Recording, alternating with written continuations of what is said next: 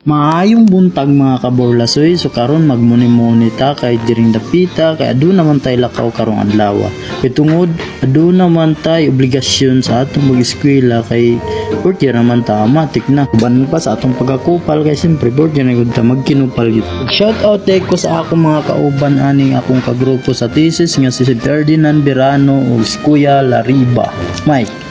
So ang mission namo aning conduct mig research kay fourth year naman kibali tadi. Nya pag abot dayon na mo sa bayugan, largo na dayon mi sa among kandakan nga private college kay tungod wa na tay time di nato sayangan atong oras ug dad-an pud nato gamay nga snack kay para pud malingaw sila nga while mag-answer sa atong questionnaire.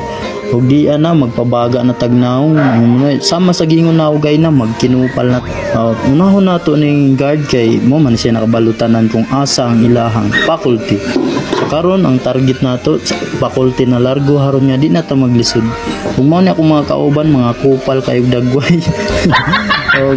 Mao ni ngalan sa private nga among ikuan kandakan Orius hasta pong kurugan yung kamot mura mag nakaburlo mao ni adayon mi sa paglakaw namo hangtod nga maabot mi sa among paingnan sa office nila o registra. So diri namo mailhan sila nga nagkuan sa amoa entertain na mga samtang nagkuan hangyo ning akong kauban na isambot kay na may tuyo sulod na dayon mi.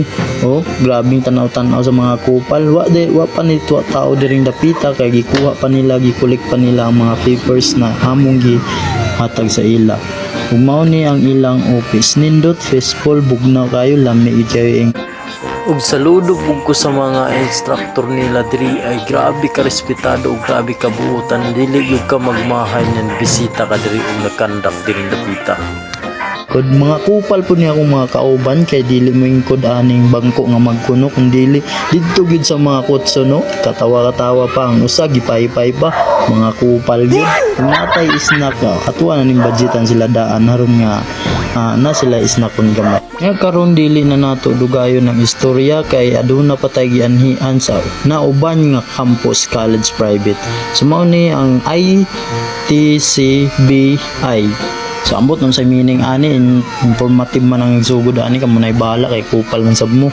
So karon padayon ta sa atong pag-adto sa ilang registrar diri sa ITCBI. Siyempre dili pud nato kalimtan ang mga snack ani. Siyempre dala-dalahon gyud nato kay kada campus na atong duulan ng mga private is magdala tag snack karon nga solido gyud ang ato ang tagad nila sa ato.